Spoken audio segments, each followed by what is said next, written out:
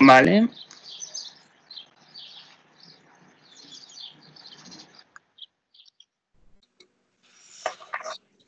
A ver. Vale, sí. Hola, muy buenas a todos. Sed bienvenidos un día más al Regreso al Pasado. Hola, buenas. Hoy tocamos un tema interesante, aunque solamente sea por fechas cercanas, evidentemente. Hemos creído conveniente plantear la historia de la Revolución Francesa, de 1789, concretamente. Eso es, un poquillo el proceso revolucionario se iniciará en el mes de julio y va a durar también agosto y bueno, durará muchos años al final. Ya muchos años. Habrá varias oleadas Sí. revolucionarias. Un poco Pero como bueno, apunte, es verdad que no se inicia en julio. Se inicia en julio por otras cosas de las que hablaremos, porque este vídeo se subirá antes de la fecha famosa de la toma de la Bastilla, que es el 14 de julio de 1789, que es la celebración francesa por excelencia. Pero es verdad que esto como tal empieza el 5 de mayo de 1789. Pero bueno, antes de esto hablaremos de otros elementos como cuáles son las inspiraciones de esta revolución, las causas, evidentemente la propia revolución, que es densito, pero lo vamos a condensar lo mejor que podamos para que todo el mundo lo pueda entender. Clásicas. Y luego, pues evidentemente, las consecuencias, que son bastante interesantes y que repercuten a día de hoy. Eso es. Primera pregunta que siempre hacemos, ¿por qué hablamos de la Revolución Francesa? Aparte de porque tenemos cerca el 14 de julio. Sí, yo creo que la pregunta es más bien como ¿por qué hablamos de la Revolución Francesa y realmente qué es la Revolución Francesa, ¿no? ¿Qué es lo que entendemos por Revolución Francesa? Bueno, yo creo que para empezar, por mencionarlo así un poco por encima, hablamos de la Revolución Francesa como un proceso que se inicia en Francia y que va a suponer un cambio de la Edad Moderna hasta la Edad Contemporánea. Va a suponer la frontera entre esas dos edades y la Edad Moderna, que se ha caracterizado siempre por esas monarquías absolutas, esa sociedad testamental, el derecho divino y ese tipo de cosas típicas del mundo moderno, pues van a ser sustituidos a partir de este proceso por un nuevo tipo de formas de gobierno, por ejemplo, pues las monarquías constitucionales, las repúblicas, habrá una separación de poderes, hablaremos de esto también con más detalle, la soberanía popular y pues la sociedad estamental quedará prácticamente anulada con el surgimiento de la sociedad de clases. Sí, básicamente el mundo moderno tenía esos planteamientos que yo diría que surge, por lo menos en nuestro caso, que sería España, surge con los Reyes Católicos, que son los que imponen realmente el final de... Porque, claro, la gente tiene una imagen, por lo general, de que en la Edad Media el rey quien mandaba, los nobles y el resto le seguían, y eso no es propio de la Edad Media, eso es de la Edad Moderna.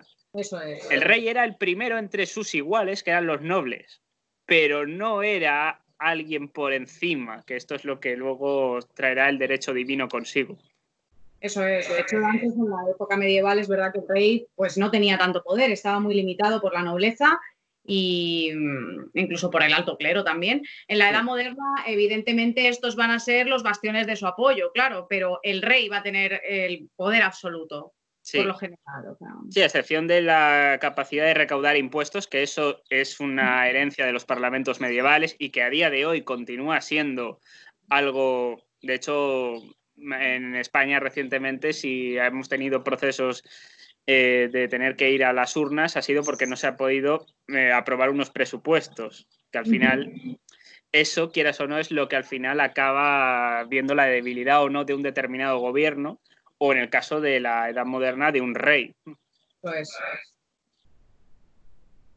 sí, podríamos aquí meternos ya de lleno en cuál era la situación en Francia en estos momentos, por qué se dio esta revolución, qué es lo que pasaba allí, a qué viene, ¿no? En plan, sí. Que un país entero pues se dé la vuelta.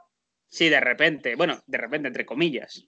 Bueno, digamos claro. Que el siglo XVIII es un siglo complejo. Es decir, porque es verdad que aunque esto ya empieza a mediados del siglo XV, más o menos, digamos que las primeras monarquías o repúblicas, entre comillas, absolutas o nobiliarias, en el caso, por ejemplo, de Florencia o de Venecia, en ese sentido, aunque la mayoría serán monarquías, es verdad que claro, se sustentan en esto que hemos dicho, que la idea del poder divino, también muchos se verán en la imagen de Maquiavelo, por ejemplo, la idea del príncipe, o incluso en Hobbes, que también tendrá su influencia en este periodo. La idea de que tiene que haber un rey con un Estado fuerte, porque la idea de Estado aparece aquí, de Estado moderno. Sí, el Estado moderno. Claro. Entonces llega un punto en el que todo esto, en este momento, no es suficiente. ¿Qué surge? La idea de despotismo ilustrado, que esto conocemos todos un poco de qué va de manera simplificada en todo para el pueblo, pero sin el pueblo. ¿Esto qué supone? Bueno, elementos que son importantes tales como la idea de modernidad, que nosotros llamaríamos ilustración. Es decir, aparecen teóricos como pueda ser Montesquieu, como pueda ser Rousseau, entre otros, que hablaban de que, bueno, la idea de que hubiera un rey autoritario no era suficiente. Es decir, que era necesaria, digamos, cierta cooperación de los gobernados, no solamente por una cuestión exclusivamente religiosa, sino porque ellos ponían pasta, básicamente para una serie de guerras, y que, claro, eso se tenía que traducir en algún tipo de mejora para esas clases, sobre todo mejoras de carácter de propiedad. Estamos hablando de unas sociedades que eran muy... no ya estamentales, que lo eran. Es decir, que este es un problema que tiene la modernidad, o bueno, la edad moderna, mejor dicho, que es que no cambia la sociedad estamental, esto se mantiene como tal. Por tanto, ¿qué ocurría? Que si tú nacías dentro de lo que era el tercer estado, te morías perteneciendo al tercer estado, salvo cosas muy raras. Si nacías noble, acababas muriendo siendo noble. ¿Qué es lo que se produce? Que si una persona, sobre todo la burguesía, es quien de algún modo planteará esto, que es perteneciente al tercer estado, es que cada cual se forje su destino de manera individual, que es de hecho que si tú quieres estar digamos, en una determinada clase social, que esto luego se utilizará a posteriori, será por tus méritos o por lo que tú ya has logrado, no por el hecho de haber nacido en alta o baja cuna. Claro, esto será un momento además en el que justamente esa sociedad estamental empieza a desvirtuarse por sí sola.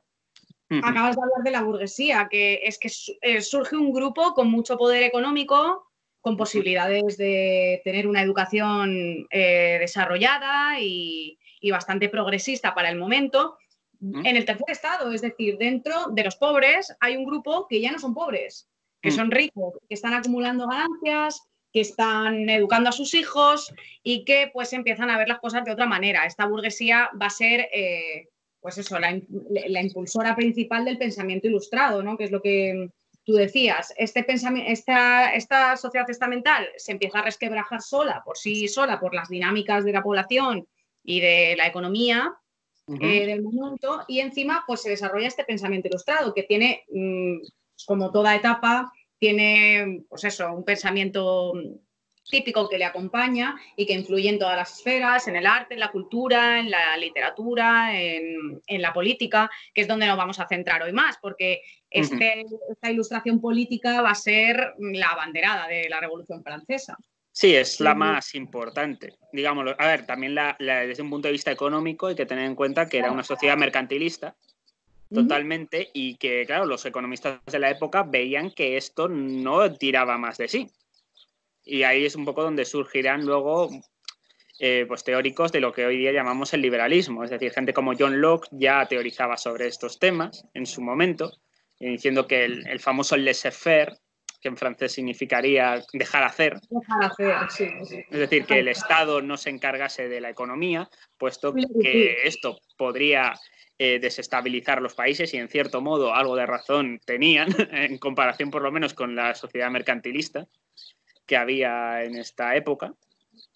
Sí, y bueno, a nivel social una conflictividad brutal. Eso es. por aclararlo, el mercantilismo, acumulación de riquezas que se basaban en piedras preciosas y en materiales, en metales. Ahora sí que es verdad que se va a dar esa tendencia también ilustrada, que es la tendencia liberal.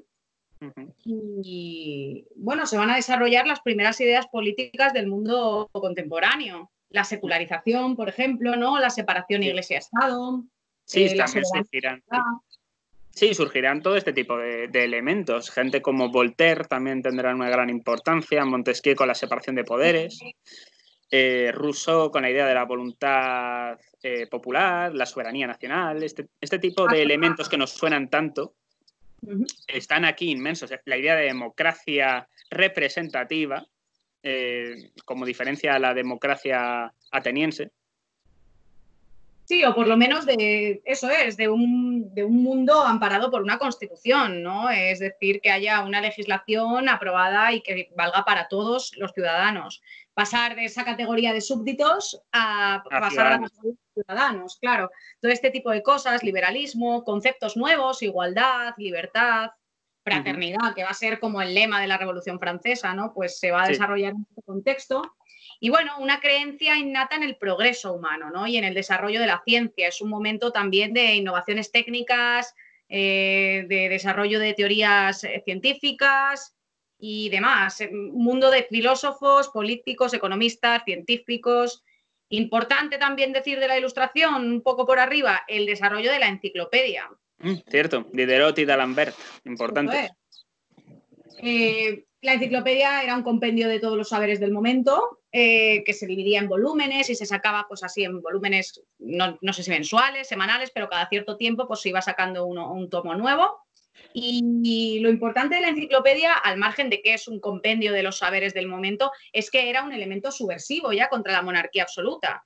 Es decir, era una forma de camuflar ideas ilustradas dentro de la propia enciclopedia. Entonces era como una especie de propaganda antiabsolutista.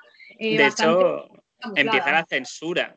Ya Sí. cuando empieza la enciclopedia a hacerse de manera habitual, digamos que ya se empieza a recurrir a la censura. Algo muy parecido está pasando hoy día con el tema de las redes sociales. Es decir, no cambia, la historia cambia poco, solo cambian las circunstancias muchas veces y la época.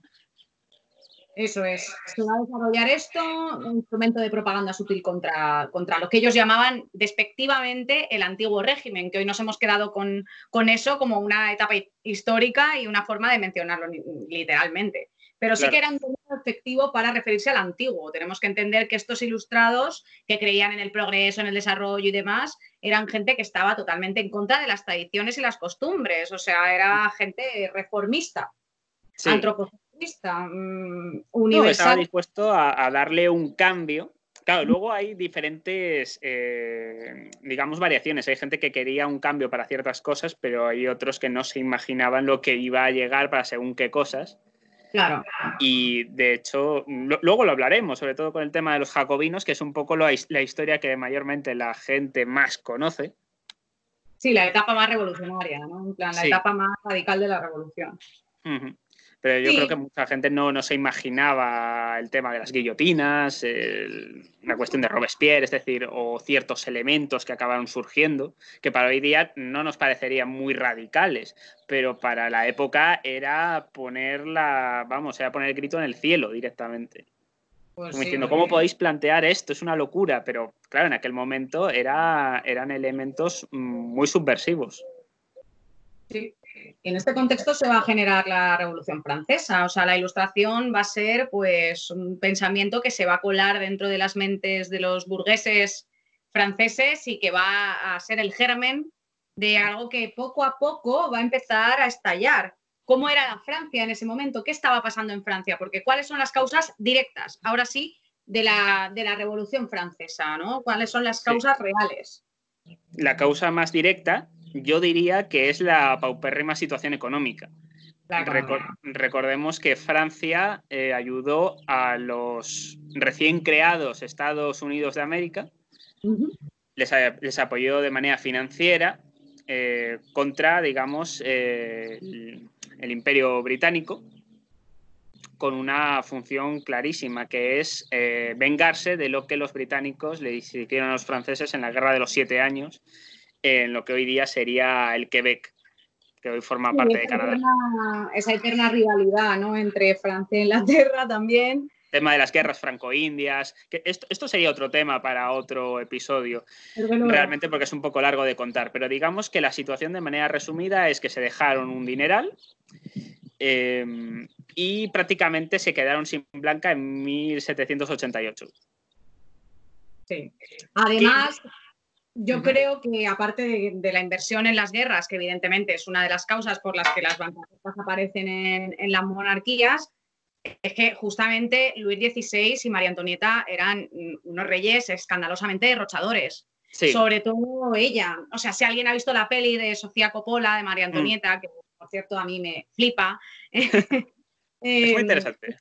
Es un alarde de despilfarro y de derroche económico. La reina, vamos, era famosa por estar todo el día montando fiestas, beberse no sé cuántas botellas de champán francés, organizar juegos y timbas.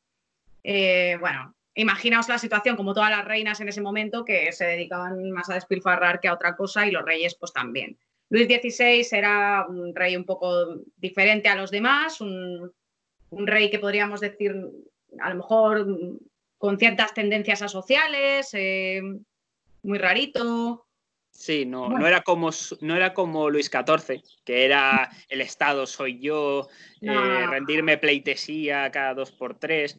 Tenían esos dejes, porque evidentemente son dejes de alguna manera heredados de reyes anteriores, pero no era exactamente igual.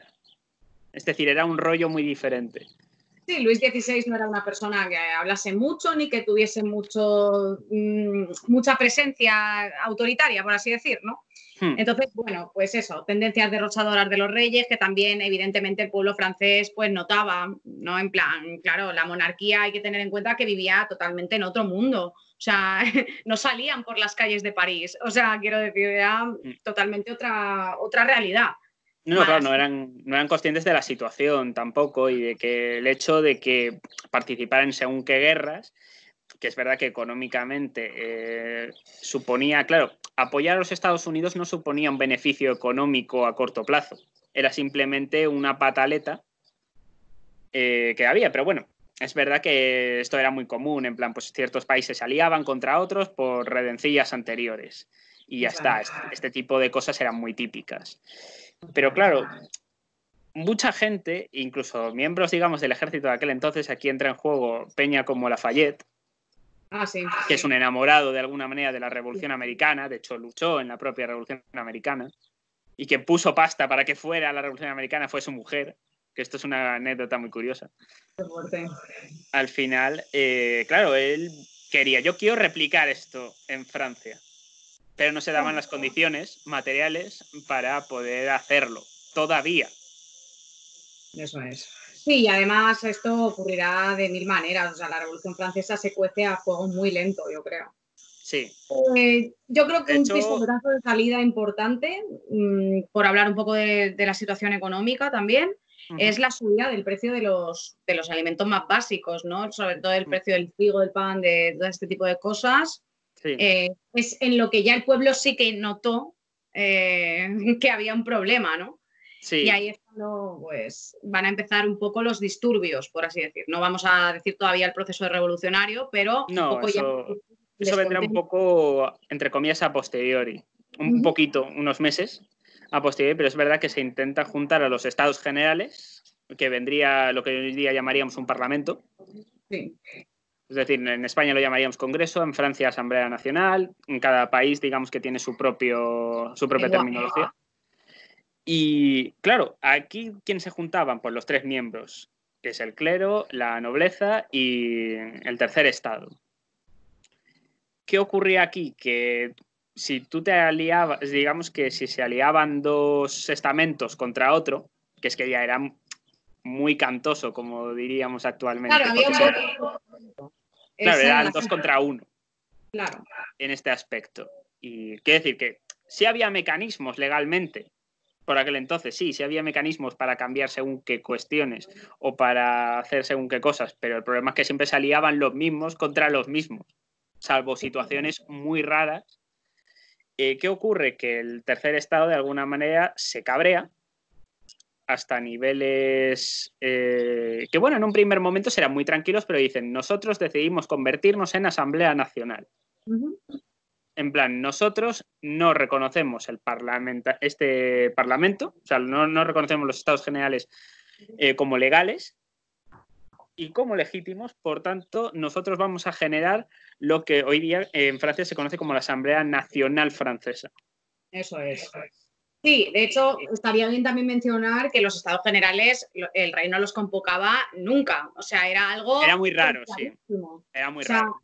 Muy, muy raro que se convocasen. Los convocó, eso ya indicaba una situación un poquillo diferente, ¿no? Ella indicaba alerta en las personas. Y claro, luego teníamos el tema de que el rey lo primero que propuso es que para atajar la situación económica, los nobles y el clero también pagasen impuestos. Es decir, que las clases privilegiadas, que no pagaban impuestos y no trabajaban, pues empezasen a pagar impuestos junto al tercer estado, que era quien lo pagaba todo, en el pueblo llano o el tercer estado.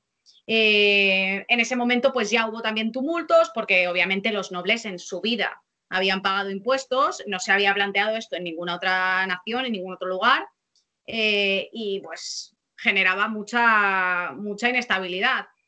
Y luego sí que es verdad que encima luego tenemos lo del voto por estamento. Evidentemente, si no es representativo, el tercer estado era la mayoría de la población, un 80% de la población o más. Y el clero y la nobleza eran menos, pero como se votaba por estamento y no se votaba en función a la cantidad de personas que había en cada estamento, pues al final siempre la situación era injusta. Ahí es cuando es cierto que forma el tercer estado su propia asamblea, la Asamblea Nacional, y ahí empieza el proceso, yo diría, revolucionario ya. Sí, yo diría que aquí es donde empieza el pifostio. No empieza a ponerse heavy, digámoslo así, pero es verdad que aquí empieza un proceso que no tiene vuelta atrás.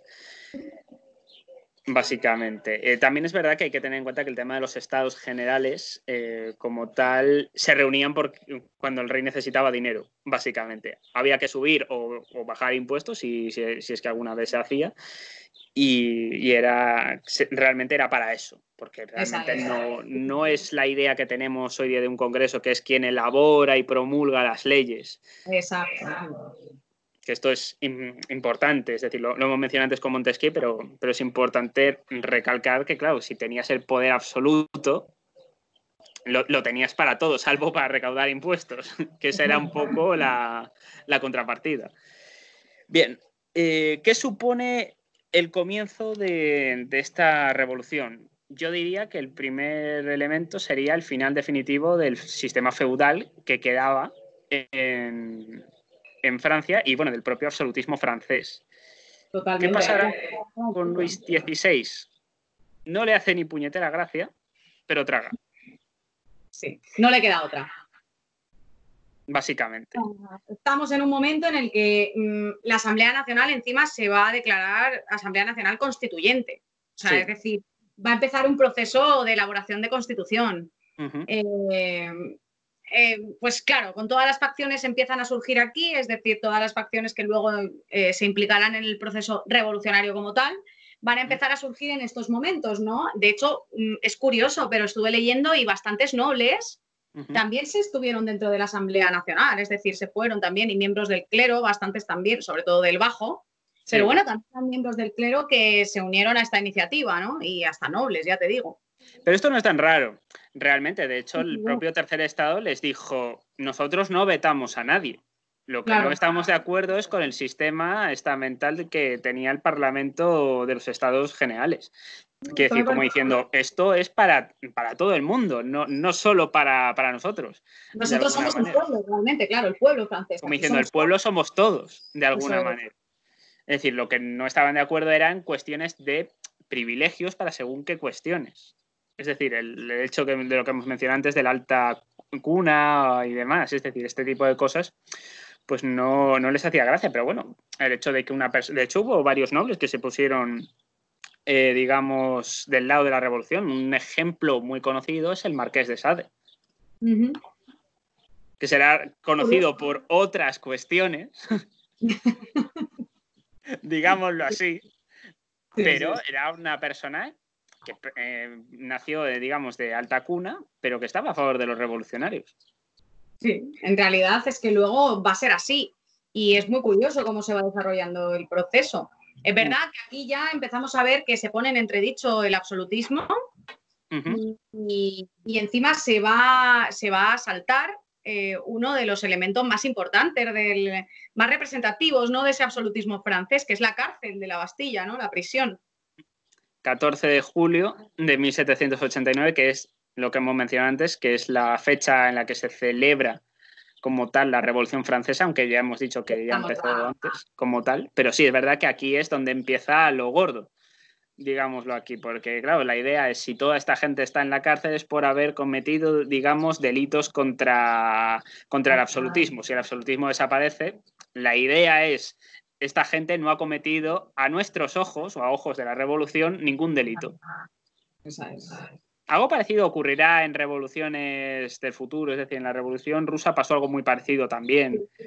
Es muy típico luego ya, porque al final se les consideraría presos políticos igual, ¿sabes? Por decirlo de alguna manera. Sí, se podría argumentar eso, es verdad. Bien, como tal, digamos que la Asamblea Nacional Constituyente que tú mencionas, es verdad que aparece aquí entre 1789 y 1791, que sería ese periodo inicial. Aparece en 1790 la famosa bandera tricolor, que ha llegado en nuestros días, azul, blanca y roja. ¿Conoces la historia de la bandera? Yo no. Vale, la bandera tricolor francesa hace referencia a los colores azul y rojo, son los colores de París, ¿vale? Y el blanco es el color de la monarquía. El blanco siempre está en medio y digamos que el pueblo está como constriñendo la monarquía en un lado y hacia otro. Qué curioso. Y de ahí, de alguna manera, digamos que sale la bandera tricolor como tal, porque el blanco era el color, por lo general, históricamente monárquico. Qué curioso, sí, sí. Qué guay. Y como se supone que la revolución está ya en París, pues se tiene en cuenta estos factores. Sí, de hecho, el proceso revolucionario que empieza ahí en París se extiende rápidamente por toda Francia y mucha gente empieza a mostrar su apoyo directamente a esta asamblea. ¿Qué pasa con la familia real? Pues que evidentemente tiene que exiliarse. Les costó mucho abandonar Versalles, pero bueno, finalmente se fueron y se fueron a Tullerías, que está en París, al Palacio de las Tullerías, y el rey, como tú bien dices, a regañadientes, acepta el proceso de elaboración de la Constitución de 1791. O sea, va a tragar, va a aceptarlo y es en esta etapa cuando Francia se convierte directamente en una monarquía constitucional y abandona el absolutismo. Sí, digamos que aquí, dentro de lo que será el Parlamento, que surge, digamos, como consecuencia de todo esto, surgirán dos tendencias que hasta el día de hoy han llegado, que es la idea de la izquierda y la idea de la derecha. Eso es. La idea de aquellos que se supone que se sentaban a la izquierda del Parlamento, que de ahí surge, digamos, la terminología, por si alguien lo desconocía,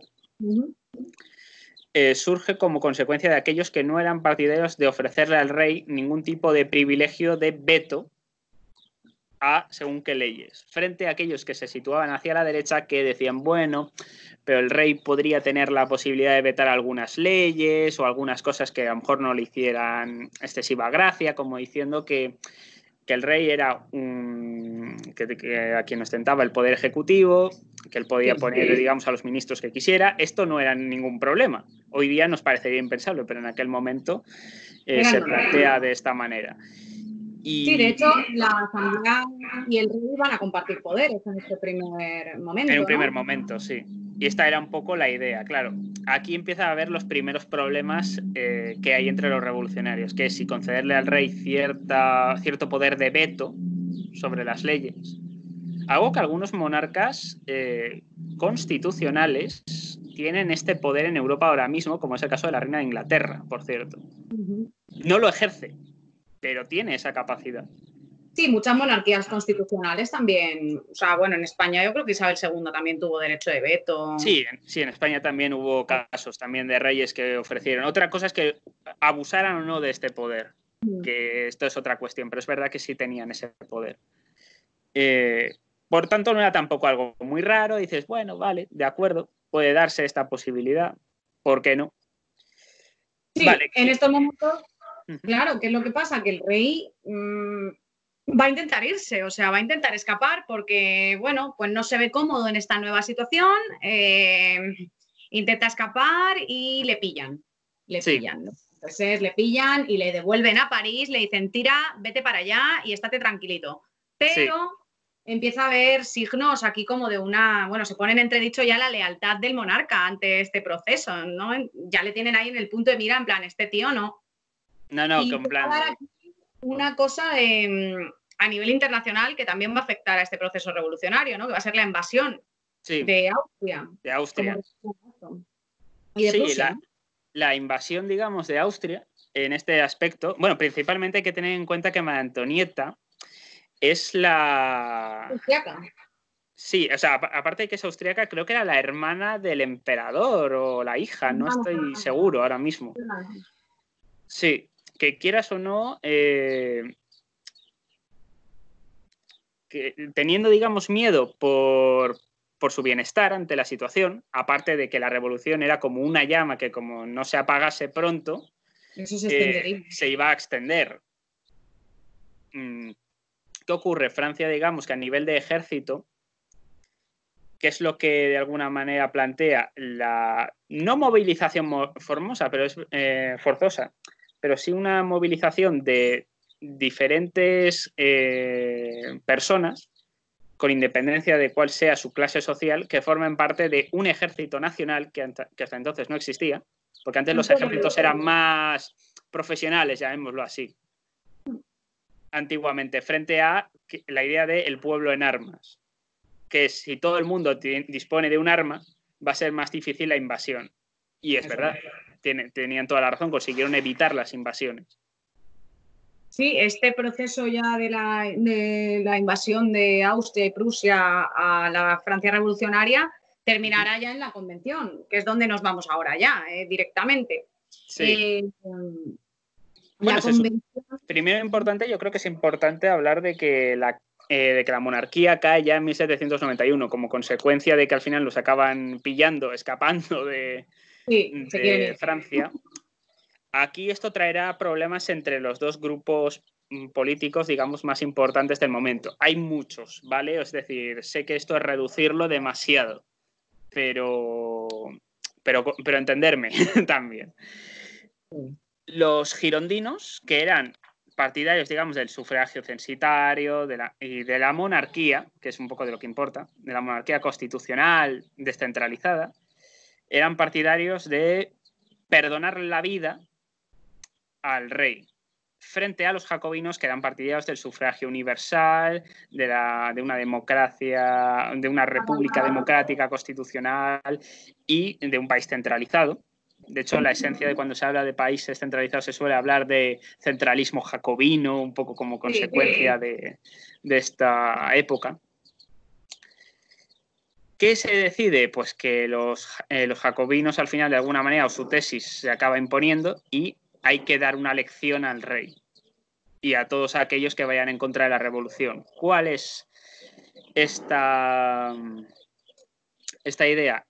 Ejecutarle en la guillotina el 21 de enero de 1793. Sí, antes de esto va a suponer un problema el tema del rey, como tú has dicho, entre facciones. En 1972, los más radicales, jacobinos... sí, se hacen con el poder. Hablaremos un poco de las facciones ahora, sí. Pero bueno, en 1792, invaden el Palacio de las Tullerías los sectores más radicales de las masas populares y arrestan al rey, claro. Ahí ven a ver qué pasa, vamos a ver qué hacemos con él, y ahí están debatiendo. ¿Qué es lo que pasa en este momento? Que la Asamblea Legislativa, que se impuso después del proceso anterior, quedará sustituida y se va a hacer un nuevo órgano representativo, que va a ser la Convención. Entonces, ya estamos en esta etapa y el Poder Ejecutivo va a quedar en manos del Comité de Salvación Nacional, que también va a surgir en este momento. La Convención va a tener el Poder Legislativo. Vamos a entrar ahora en esta etapa, que es la más radical de la Revolución Francesa, pero que va a tener también sus dos etapillas, ¿no? La primera, que estará, por así decir, controlada por los girondinos, que es la facción más moderada, como tú has dicho, y luego una etapa más, que va a ser la etapa de los jacobinos, ¿vale? Que es una etapa un poco más radical. Los girondinos y los jacobinos tuvieron aquí que tener un acuerdo, porque es verdad que los girondinos estaban gobernando o tenían mucha más influencia en la convención y no querían matar al rey, claro. Pero es verdad que por que no hubiese más problemas y más división dentro del proceso revolucionario, accedieron y mataron al rey. Pocos meses después mataron a la reina, pero claro, pasaron bastantes meses, no sé si 8 o 9. En octubre de ese mismo año. Sí, claro, tardaron bastante, sí. Sí, no sé por qué la mataron más tarde, la verdad, eso sí que no tengo ni idea. Yo creo que porque al ser la hermana del emperador, se lo pensaron mucho porque implicaba a lo mejor meter no solamente ya la propia Austria, que ya había empezado con el tema este de las guerras, sino que también estaba Prusia metida, pero imagínate, por ejemplo, yo qué sé, significaba Francia contra todo, contra toda Europa de alguna manera, si ejecutaban, que al final fue lo que acabó siendo, porque si lo piensas detenidamente, cuando matan a Luis XVI lo que están haciendo es ejecutar al primo del rey que teníamos en España, que era Carlos IV.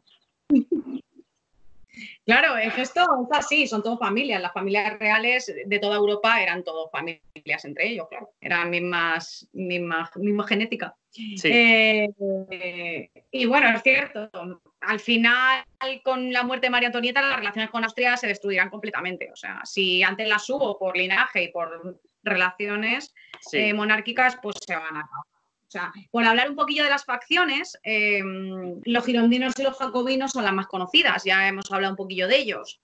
Pero también va a haber otras facciones, por ejemplo, van a estar los condoliers, muy famosos. Se les llamaba así porque llevaban un cinturoncillo de esto, como vestían los monjes, que tienen aquí un cordón en medio.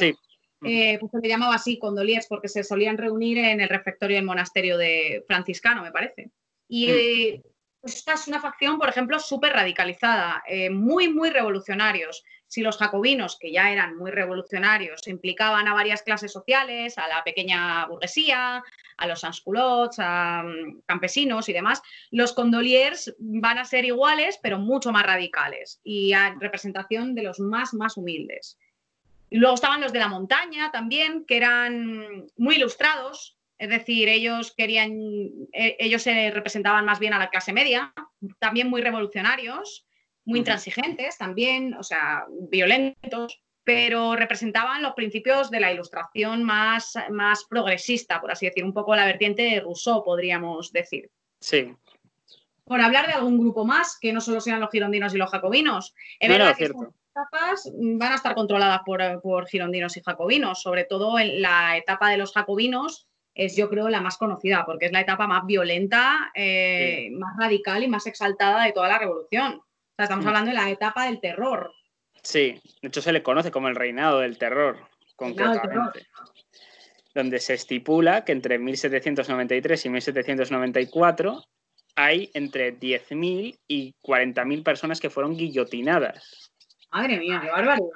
En toda Francia, es decir, los cálculos no son exactos porque es muy difícil de contabilizar. De hecho, se encontró, creo que en una antigua, hace poco, no sé si fue una antigua iglesia o un edificio así, digamos, de la época, a 500 cuerpos guillotinados, que los dejaron ahí dentro.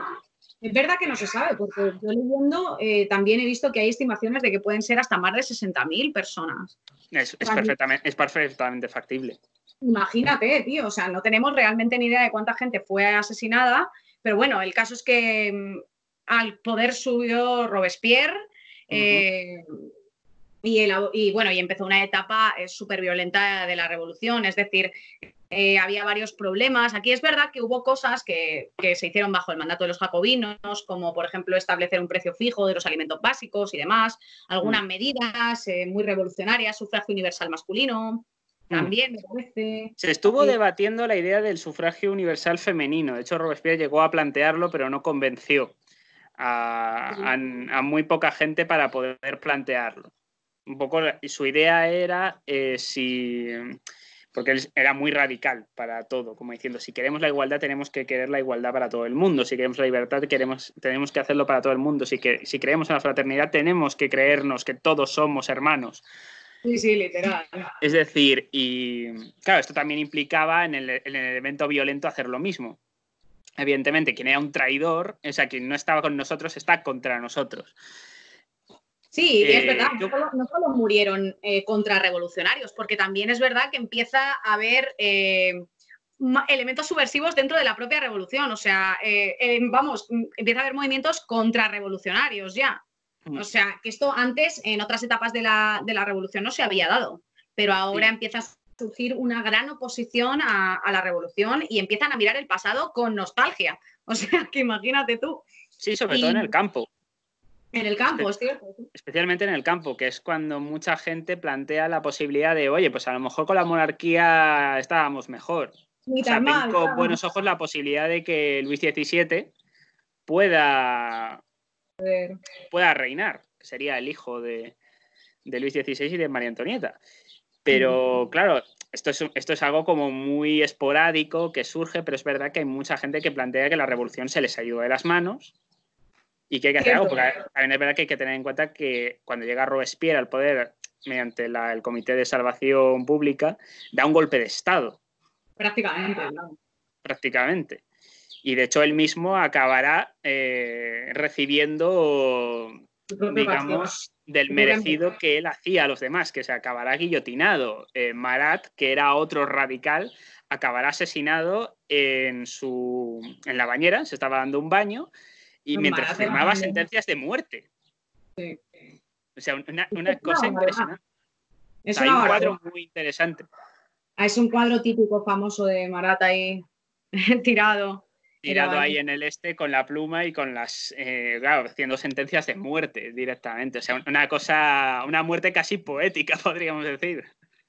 No, y es que además Robespierre pues no solamente mataba contrarrevolucionarios, o sea, sino que en esta etapa también se mató a muchísima gente, a jacobinos, a revolucionarios típicos, a Danton también se le mató, cierto. A mucha gente, o sea, no me acuerdo de ninguno más, alguno más hay famosillo de la revolución que también murió en este momento, pero sí. Me acuerdo de Danton, pero no me acuerdo de nadie más. Y es cierto, o sea, que Robespierre va a arrasar con todos. Es decir, si no te gusta lo que digo, me da igual que antes hayas sido un revolucionario de los pies a la cabeza. Sí, no, les da exactamente igual. O sea, acabarán cargándoselos porque consideran que, bueno, estos jacobinos son como unos tibios, unos moderados, realmente no son de los nuestros. Una cosa impresionante. Sí. No son revolucionarios realmente, es decir, al final la guillotina era el mejor modo de hacer política en este periodo. Eso es. De hecho, se decía que llegaba a correr más sangre en las calles que agua cuando llovía.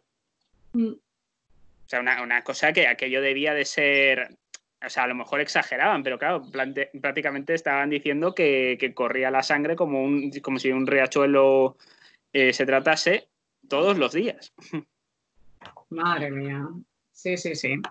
Desde luego que nos encontramos ya en un momento en el que la revolución está desfasadísima. Mucha gente considera que se han desvirtuado los valores ilustrados con los que se intentó llevar a cabo un proceso, si no pacífico, pero más o menos efectivo y realista y que casi a toda la nación francesa, porque claro, en estos momentos la idea de nación también empieza a calar en la mentalidad francesa, ¿no? Sí. Esa nación política que muchas veces lo hemos hablado tú y yo. Sí, el concepto de nación política, la idea de propiedad privada, que ya existía, pero digamos la nación nacional, por así decir, sí. ¿no? Claro. no romántica. Lo que pasa es que en esta época yo creo que el concepto de nación, es decir, lo que conocemos hoy día como el nacionalismo y el liberalismo, que luego nos podemos extender un poco más si quieres, es verdad que son conceptos que yo creo que van de la mano todavía en este momento. Es decir, Claro. no existe una separación, que es lo que luego al final acabará surgiendo, que las tesis nacionalistas irán por un lado y las tesis liberales irán por otro.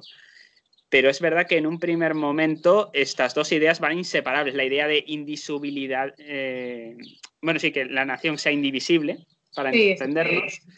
La idea de la propiedad privada como algo que hay que respetar. De hecho, los jacobinos nunca hablaron de expropiaciones ni nada por el estilo. Es verdad que surgirán elementos como las desamortizaciones y cosas de este estilo, pero no se cuestiona este tipo de elementos porque forman parte de un pack. Iban ligadas solamente para los bienes eclesiásticos, o sea, no tenía nada que ver tampoco con propiedades particulares. Entonces, al final... Sí, eran más bien elementos de, bueno, estos aristócratas y estos curas que de alguna manera no habían trabajado nunca, por así decirlo, como que sí que había que darles un poco jarabe de palo, pero que al resto no se le quitaba nada, ni se cuestionaba en ningún momento. Es decir, a Robespierre nunca se le pasó por la cabeza plantear elementos de ese calibre. Pues no, Robespierre estaba muy ocupado con paranoia. Sí, la verdad es que el nivel de paranoia de este hombre, de Marat y de todos estos, es digno de estudio, de estudio psicológico. Sí. Yo hace mucho tiempo me leí una biografía de Robespierre y el tío, que era muy normalito, de joven, fíjate cómo se fue el tío solamente corroyendo al mismo hasta llegar a ese nivel de paranoia, de estaría bien dedicarle un día a un capítulo. Estaría bien. Es que además es un personaje súper interesante, a mí me lo parece, vamos, por lo menos. No, lo es. Y bueno, al final de esta etapa del terror, que es la más conocida de la Revolución, yo creo, la más sanguinolenta, la más dramatizada. Ahora iremos a la más desconocida, diría yo. Sí, claro, en plan, esta es la que más, pues eso, tanto para lo bueno y para lo malo, la que más se ha poetizado, o sea. Sí, y al final lo que va a pasar es que le van a dar de su propia medicina, como tú bien has dicho, ¿sabes? Al final la gente que considerará que esta revolución se ha perdido en una figura autoritaria, en una figura casi dictatorial, en plan... Y bueno, pues en la que los principios ilustrados ya no estaban representados, pues van a dar un golpe de Estado, por así decir, van a iniciar otro proceso en el que van a arrestar a Robespierre y le van a mandar a ejecutar. Va a haber mucha conspiración antes de su muerte. Y también tenían dudas porque mucha gente no quería matarlo, solamente apartarlo. Pues como con el rey va a pasar un poco, ¿no? Sí. Una cosa parecida. Lo que pasa es que al final yo creo que se dan cuenta de que si no se lo cargan y por un casual se libera o cualquier cosa, va a volver a las mismas. Es decir, era complicado porque, claro, era como legitimar un poco su sistema. Claro. Que al final ya se había legitimado solo, nos guste o no. Sí, ya se había encargado él de hacerlo. Sí. Es decir, no, y eso que solo estuvo como un año y algo, no te creas que estuvo tampoco mucho más tiempo. Sí, porque no llegó a los 2 años. No toda la etapa de los girondinos de la convención estuvo gobernada por Robespierre, o sea, no. Está claro. No, por supuesto. Bueno, pues ya pasamos a la última etapa de este proceso revolucionario completo, en plan que ya sería como el directorio, por así decir, ¿no? Ya estaríamos ya entrando en otro momento de la revolución. Hay gente que ya considera que esto ya casi no es proceso revolucionario. Yo sí lo consideraría proceso revolucionario. Yo por lo menos sí. La clasificación tradicional, ahí te lo mete, o sea. Sí, o sea, por lo menos lo que se considera por la historiografía, técnicamente esto es parte del proceso revolucionario. Eso es. Lo que pasa que es cierto que es la etapa más moderada. Sí. Es la etapa ya muchísimo más tibia, muchísimo más moderada, que es el directorio, que durará 4 añitos, del 95 al 99, que es cuando ascenderá luego Napoleón al poder. Y bueno, el directorio empieza con la creación de una nueva constitución, la famosa constitución del año 3. Y van a ser varias personas las que se encarguen de dirigir, por eso directorio, en plan, los 5 directores de esta nueva etapa, ¿no? Sí, una cosilla antes de continuar.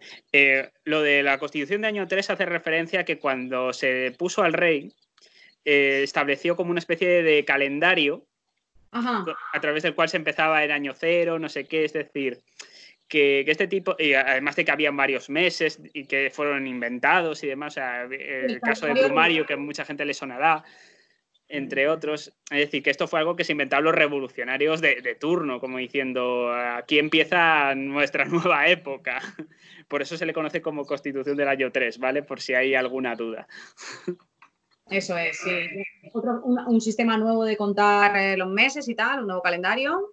Se inventan los nombres, se lo inventan todo y, bueno, pues no sé quién se creían, pero... De hecho, creo que el 22 de septiembre o algo así era como el 1 de enero nuestro, una movida.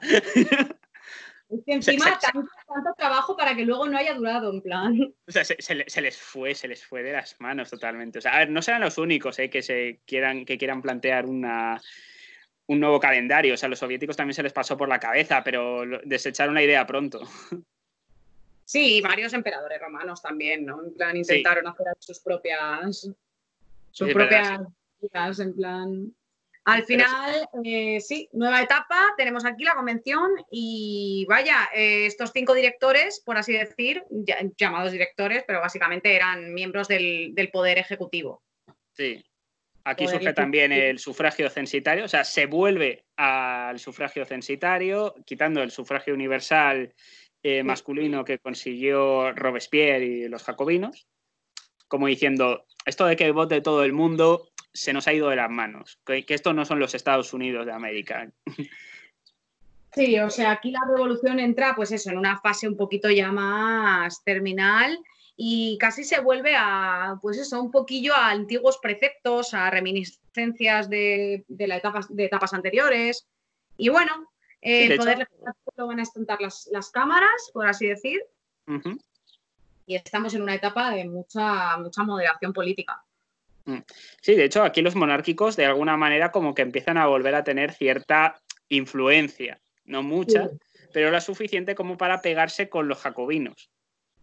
Bueno, claro, va a ser una etapa de pura inestabilidad, o sea, otra solución que no va a funcionar, por así decirlo. O sea, va a ser otra cosa que tampoco va a funcionar y vamos a entrar en un proceso otra vez de inestabilidades, de... Un ejército quemadísimo con las revueltas, que está harta de estar durante años reprimiendo y reprimiendo, que no podían más. O sea, es que yo lo comprendo, es normal. Llegan a un punto en que dicen, mira, este experimento que hemos hecho ha degenerado en caos.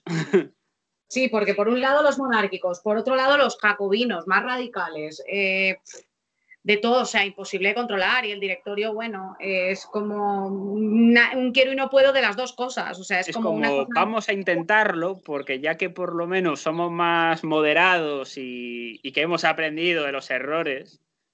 Sí, pero nadie va a estar de acuerdo con ellos, va a ser como un poco Amadeo I de Saboya, que no le quería a nadie. Que no le quería a nadie, qué pena para nosotros, también te digo, qué pena. O sea, desde luego, o sea, pues va a ser igual aquí. Nadie va a estar contento con este directorio, ni los más moderados, ni los más revolucionarios, porque al final eso de quedarse en el medio no le funciona a nadie. Para unos van a ser demasiado y para otros va a ser demasiado poco. Y bueno, toda esta inestabilidad va a llegar a que al final, en 1799, un señor que se llama Napoleón dé un golpe de Estado y acabe con el directorio. Sí, 9 de noviembre de 1799, o en el calendario revolucionario, que era el 18 de Brumario. Sí, existía un mes que se llamaba Brumario. Me acuerdo un poco de los nombres, en plan, me van sonando. O sea, son curiosos. Y en lo que era el consulado, bueno, se supone que acaba instaurando un nuevo proyecto que será el consulado. Se supone que a partir de aquí la Revolución Francesa ha finalizado. Definir. Es decir, no hay ninguna rama historiográfica que yo sepa que cuente que el consulado forma parte de la Revolución. Se supone que el golpe de Estado de Napoleón es el finiquito a todo esto. Aunque es verdad que hay otros que dicen, bueno, como hay reminiscencias de la Revolución Francesa, pero bajo un líder fuerte que A sea ver, capaz está de claro. aglutinar, O sea, como quiero que es decir, un al final revival, pero ya no es lo mismo. no es lo mismo, no es lo mismo. Primero porque, vamos a ver, Napoleón es una figura autoritaria, con muchísimo poder, cada vez con más, de hecho, o sea, cada vez y cada vez con más, que eso va a acabar con él, yo creo, Sí, esa ansia de poder sí, un poco y la de esencia de que el poder absoluto corrompe absolutamente. exacto, exacto, sí. Yo creo que al final esto ya no entra. Es verdad que evidentemente tiene reminiscencias. Napoleón es un hombre ilustrado, Sí. creado en los preceptos de la Ilustración, que, vamos, que apoyó la revolución, formó parte de la revolución, genial. Pero bueno, él luego tuvo su propio proyecto personal para un Estado sin contar tanto con él. O sea, al final estamos en la misma, ¿no? Va a hacer como su propia carta otorgada o su propia declaración o sus... No sé ni siquiera si hizo, ¿eh? Pues La verdad. no estoy seguro, si te soy sincero. O sea, sé que la Declaración de Derechos del Hombre y del Ciudadano se mantuvo en pie. Eso es cierto, como diciendo... O lo ¿eh? restringió o algo, no me acuerdo, algo me suena raro. Yo sé que él lo mantuvo, pero sí sé que las constituciones como tal desaparecieron. No sé si llegó Claro, a redactar. eso es. La verdad es que no lo he mirado, la verdad, porque como la Revolución Francesa termina oficialmente el 9 de noviembre de 1799, no le he echado un vistazo y tampoco es que me acuerde Sí, yo... realmente. Pero sí es verdad que él ve en la Revolución Francesa, en los ideales de la Revolución Francesa, un potencial importante. Hombre, sí, él formaba parte de esa etapa, claro que sí. De hecho, hombre, es que por esa regla de tres, ahora mismo nosotros también estaríamos dentro de la... O sea, todos los países han tenido influencias de este proceso revolucionario, Sí. todos tenemos conceptos y formas de gobierno que surgen de la Ilustración francesa y de lo que luego va a ser la revolución, claro. Napoleón no va a hacer menos y pues como heredero puro de estos ideales va a llevar a cabo sus propias políticas muy personales, pero siempre tintadas un poquito de ese entorno revolucionario, ¿no? Y de esa reminiscencia, como tú dices, de ese sabor a revolución. Sí, a ver, evidentemente habrá elementos autoritarios, digámoslo así, en esta etapa. De hecho, no recuerdo que hubiera elecciones a lo que sería la Asamblea Nacional Francesa en estos periodos. Yo por lo menos no recuerdo. Vamos, él se nombró con su vitalicio. Sí. No, a ver, es cierto que de alguna manera el pueblo le vota para ser emperador.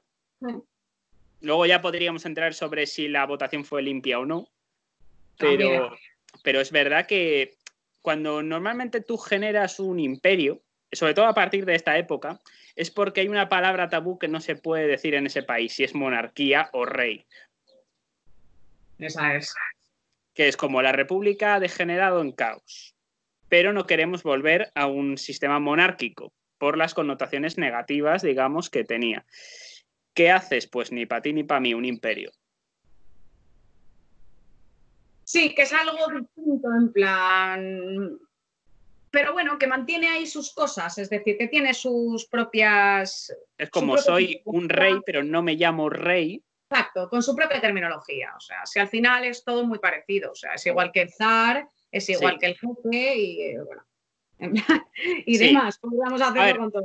es verdad que emperador tiene más una connotación de rey de reyes, que esto luego con las campañas napoleónicas esto sí se verá más reflejado, es decir, pondrá El a sus emperador. hermanos en diferentes territorios conquistados.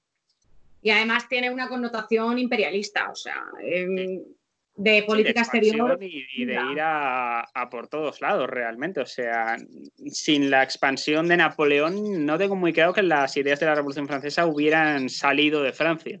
No lo Eso tengo es. muy claro. Es verdad que esto luego pues se va a contagiar. ¿Cuáles van a ser estas consecuencias ya por ir Sí, al meollo final? Un poquillo de la Revolución Francesa, al margen de que en Francia se va a desarrollar el consulado y el imperio napoleónico. ¿Qué va a pasar en los demás países? Bueno, justamente en España vamos a tener enorme influencia de este proceso, primero porque está al lado.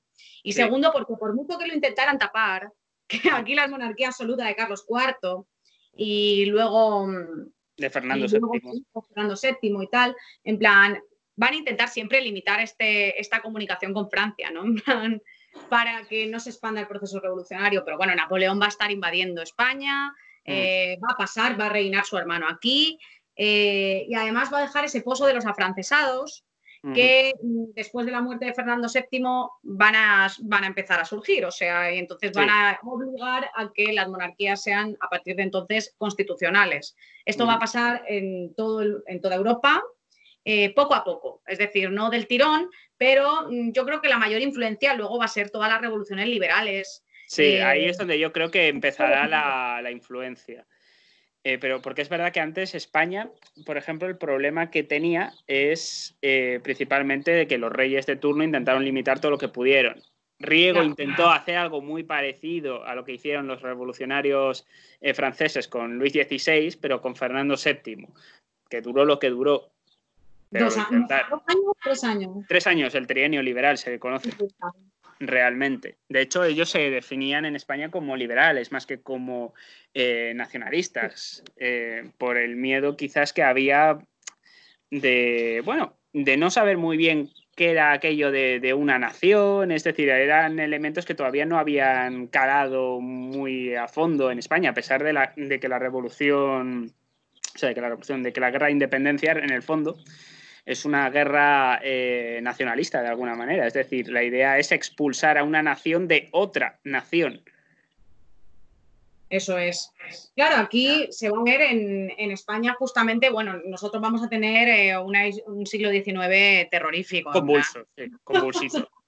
Vamos a ver, es decir, cualquiera que haya estudiado historia de España en el colegio, en los institutos, en segundo de bachillerato, y se lo prepare para selectividad, o cualquier persona que haya estudiado la carrera como nosotros o lo que sea, sabe que el siglo XIX te tiene que gustar. Te tiene que gustar la marcha, porque si no te gusta la marcha... No, o sea, a mí me parece muy interesante, pero también reconozco que me va mucho la marcha en ese sentido. Pero comprendo que mucha gente le horrorice. Es muy confuso, pasan millones de cosas y tenemos la división de España hecha carnes, vamos, en el propio país durante muchos años. Pero, pero porque se implantó mal. Es decir, tanto el nacionalismo como el liberalismo en España se implantaron mal. Que esto sería otro debate muy interesante que podríamos tener en otro pero ese fue uno de los problemas por los cuales en España tenemos muchos de los problemas que tenemos a día de hoy. Sí, problemas de nacionalismo y demás, en plan... Es decir, en España no hay un patriotismo fuerte por una serie de situaciones. Es decir, muchas de las cosas que ocurren en España en otros países de Europa, ya no te digo de Asia o de tal, hablo de Europa o de América Latina porque es un poco nuestros aliados cercanos históricamente. Y los problemas que tiene España en ese aspecto es precisamente porque las ideas de la Revolución Francesa llegaron pero no se comprendieron, ni se entendieron bien. Es decir, es un poco la diferencia respecto a... Y como consecuencia, por ejemplo, el marxismo también se ha entendido muy mal a posteriori. Sí, también que España yo creo que es un crisol al final de diferentes procesos históricos que han dejado su huella en todas partes. El norte de España y el sur poco tienen que ver culturalmente, y lo mismo pasa con Castilla y Aragón al final, que bueno, cada uno ha sufrido su propia historia, ¿no? Por así decir. Entonces, por así decirlo, sí.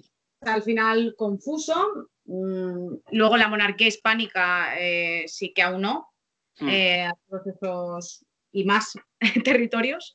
Pero bueno, al final sí que es verdad que surgen, sobre todo de eso, a partir del siglo XIX, cuando estalla todas estas tensiones, y que encima hoy conservamos como nación, en plan, se conservan mucho. Y por hablar de más consecuencias de la Revolución Francesa, ya no solo cómo ha calado en diferentes países, sino a lo mejor consecuencias más inmateriales, ideológicas. Sí, yo diría que a nivel ideológico, diría que deja un pozo que no tendrá, cuando Napoleón sea derrotado en 1814 y luego ya en 1815, la famosa batalla de Waterloo, que todo el mundo le sonará, evidentemente todo el mundo piensa, el absolutismo ha vencido, es verdad, pero, ¿qué es lo que ocurre? Que ya se ha implantado la semilla de los ideales de la Revolución Francesa. Y eso más tarde o más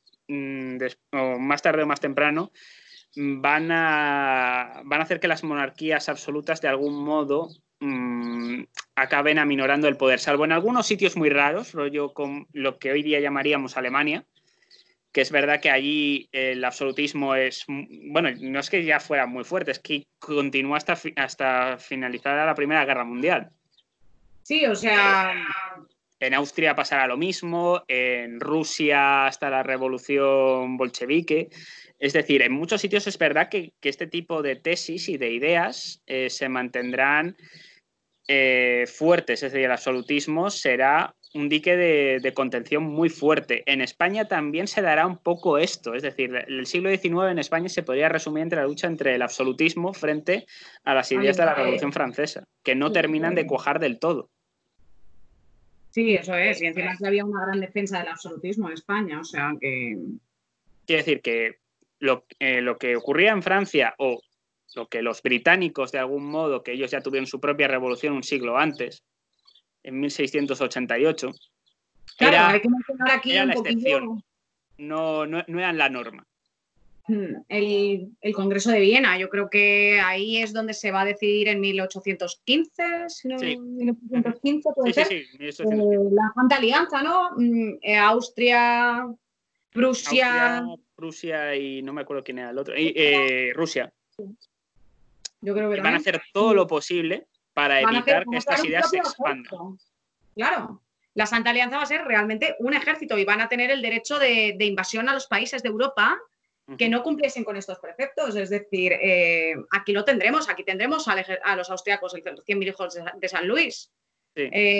Cuando Fernando VII pues tiene problemas para mantenerse en el poder.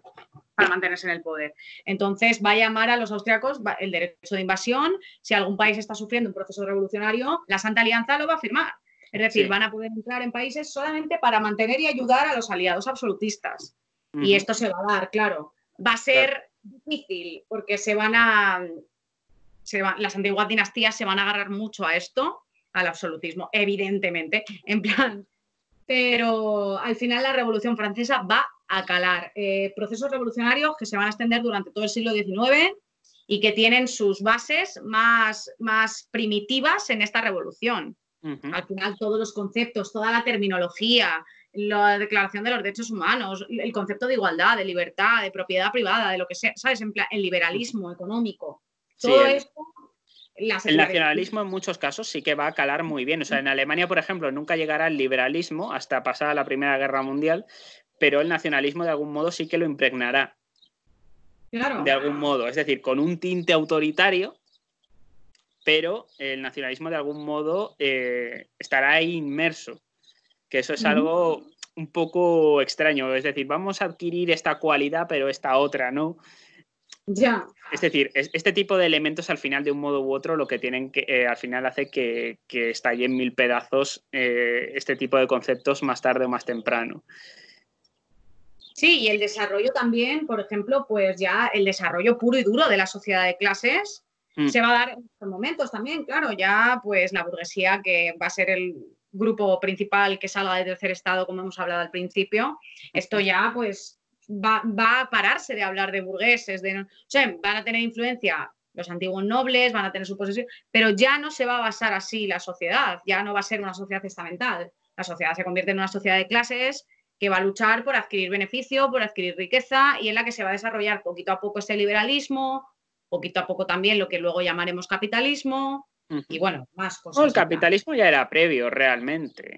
Es decir, el capitalismo es de mediados del siglo XV. Lo que ocurre es que el capitalismo, inclinado a lo que es la economía de mercado, surge en este momento. Que esto es un poco la diferencia que había respecto al mercantilismo que habíamos mencionado previamente. Esto, evidentemente, lanzará para otras corrientes filosóficas que surgirán como consecuencia de la famosa lucha de clases, del marxismo. Eso es, también va por ahí, claro. Al que final es un poco lo que surgirá un poco como consecuencia de todo esto y demás, como diciendo que el tema de los medios de producción, del capitalismo, de la propiedad privada, de este tipo de elementos al final acabará generando a este tipo de ideologías que en el siglo XIX pues empiezan a aparecer, no tienen tampoco una influencia muy grande, Sí, ni Pero están tan bien definidas, pero poco a poco sí que se van a ver este tipo de tendencias. Por ejemplo, también mencionar, yo creo que esto de la Revolución Francesa va a tener mazo de influencia en el tema de las colonias, sí, ¿no? sí, Van a tener también ahí sus procesos, se van a sí, liberar del yugo de la metrópolis absolutista, ¿no? sí, Y cierto. los procesos revolucionarios de independencia pues van a estar influidos por Sí, estos procesos. en cuanto a las colonias americanas, tendrán dos ejemplos. O sea, el ejemplo de la Revolución Francesa como, digamos, elemento teórico de la Ilustración y demás. El caso de Simón Bolívar probablemente sea el más conocido, pero hay otros, realmente. Y yo creo que la Revolución Americana, en cierto modo, como que les da esa esperanza. Si ellos lo han conseguido, nosotros también podemos, estando en el mismo continente. Eso es. Aunque luego, en el caso español, aquello estallara en mil pedazos, realmente. No consiguieron crear un país homogéneo, cosa que, por ejemplo, en Brasil sí se consiguió. Sí, es cierto, pero al final esto, luego cada país tiene sus circunstancias y cada región también. Y bueno, su propio proceso, pero vamos, yo diría que la Revolución Francesa es uno de los eventos más influyentes Sí, de a la nivel historia. político bueno, y a nivel ideológico de la historia.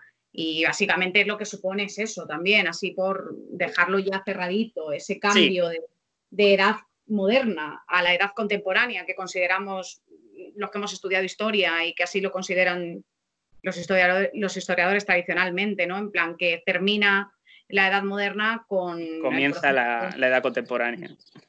Sí, y empieza la... es que es un comienzo también muy drástico, porque es el final, digamos, de un modelo de producción y prácticamente por estas fechas o un poquito antes aparece lo que es la revolución industrial, Claro, básicamente. La primera revolución industrial estoy hablando. que también va a suponer un cambio bestial, en plan, de la primera y luego ya la segunda revolución industrial, que será 100 años después. Sí. Así que bueno, yo creo que un tema interesantísimo, la verdad. Sí, Yo no, no, creo que desde hemos luego. pensado bastante bien para todo lo que hemos...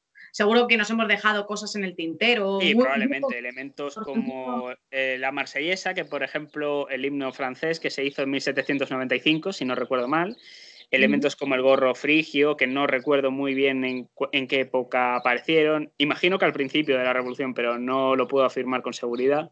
bueno, incluso hasta la moda. O Sí, sea, la moda francesa, que se va a imponer como la moda estilística que luego va a petar en todos los países a través de la fama que adquirió durante este proceso, ¿no? En plan, es verdad, cierto, cierto.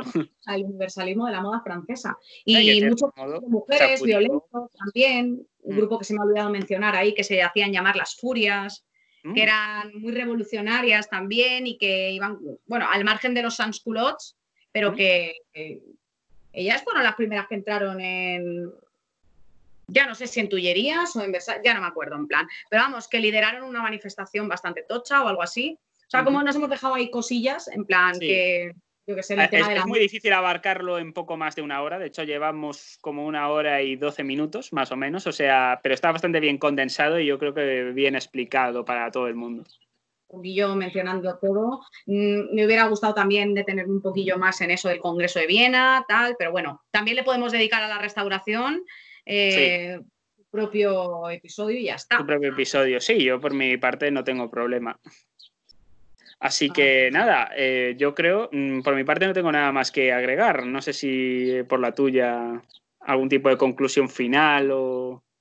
nada, simplemente que liberté, égalité y fraternité. ¿Qué voy a decir? El, el himno, bueno, el himno no, perdón, el lema de la Revolución Francesa. Cierto, cierto, cierto.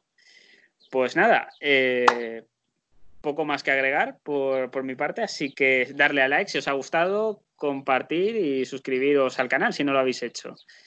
Y, Pues, y recordad que siempre subimos vídeos, más tarde o más temprano, ahora que estamos en verano, pues evidentemente, como habréis notado de fondo la calma. y demás, pues no haremos vídeos de manera tan subida, es decir, no haremos un vídeo cada semana, o sea, si podemos lo haremos, pero no es la idea. Así que nada, un abrazo a todos, espero que os haya gustado y ¡ojo! Nos vemos en el próximo vídeo.